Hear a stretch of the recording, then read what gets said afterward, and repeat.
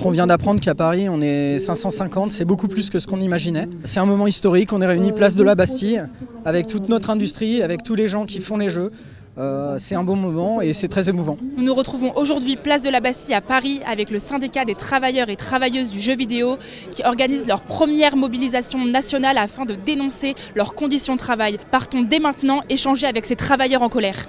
Ça fait vraiment plaisir, on voit qu'on est passé de petites sections syndicales dans des studios éparpillés à une forte mobilisation nationale.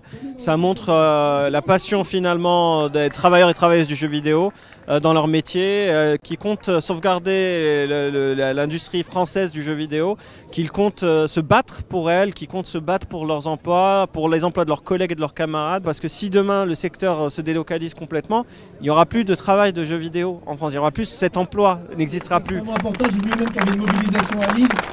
Donc, on nous recrute, on nous vire de manière assez machinale en fait. C'est-à-dire que quand une production se démarre, on va faire des grands recrutements. Quand une production se termine, on va avoir tendance à virer des gens. On pense qu'un certain nombre d'employés peuvent être remplaçables justement par l'intelligence artificielle qui ferait un métier semblable. Tout ça pour une réduction de coûts. Ce sera toujours plus simple pour eux en fait d'utiliser l'intelligence artificielle au besoin que de recruter et d'avoir potentiellement des employés qui pour eux sont des coûts à perte. L'exaspération est grande parce que les gens ont envie de bien faire. Les gens ont envie de développer des jeux dans de bonnes conditions, de satisfaire les gens qui vont y jouer. Quand tout ça n'est pas rendu possible, c'est quelque chose de très difficile à vivre. Les gens vont déployer des efforts considérables pour contrebalancer de mauvaises conditions de production et très souvent au détriment de leur santé. Tout le monde s'était battu dans les différentes boîtes, les unes après les autres. C'était le chemin logique que d'organiser une grève générale et que tout le monde se batte le même jour, en même temps, tous ensemble.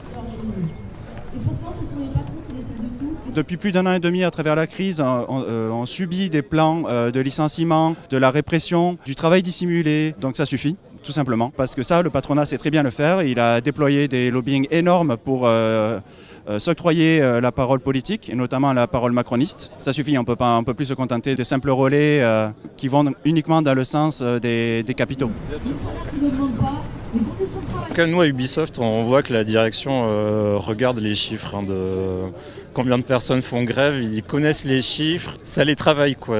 Ils sont pas contents de cette situation non plus quoi. Ils aimeraient que les choses s'apaisent et effectivement que les gens retournent au travail quoi.